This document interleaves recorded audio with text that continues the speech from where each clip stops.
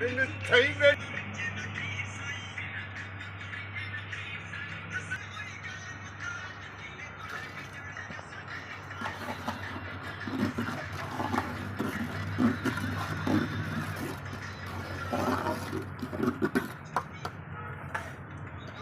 ਮੇਰੇ ਅੱਖਾਂ ਬੰਦੀਆਂ ਹੋ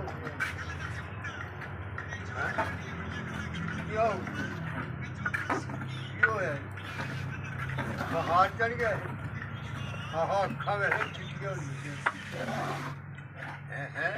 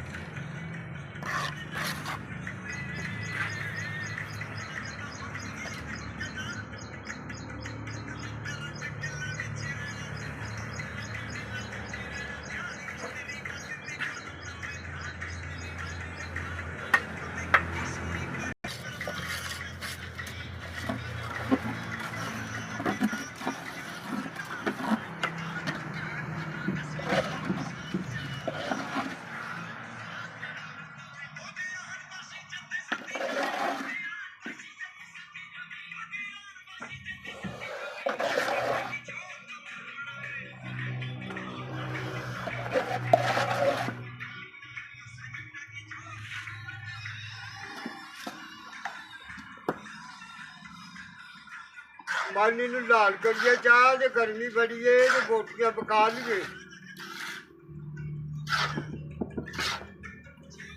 ਸਾਰੇ ਦਿਨੇ 12 ਵਜੇ ਰੋਟੀ ਖਾਂਗੇ ऐसे भी ना घर से निकलना है तो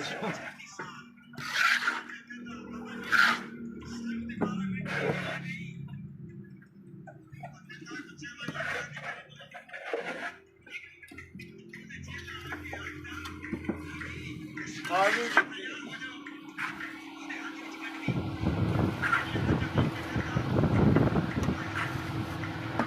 बड़ी घट गई है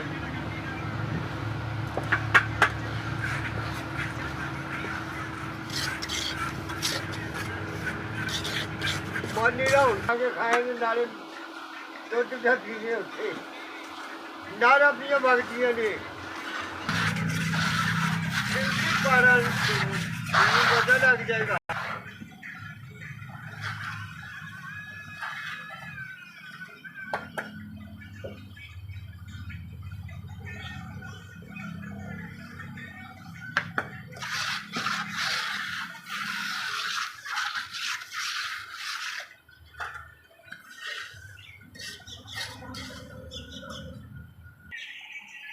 ला के वेला उधर खिलौने नपते आंदे सीढ़ी ते खड़ोते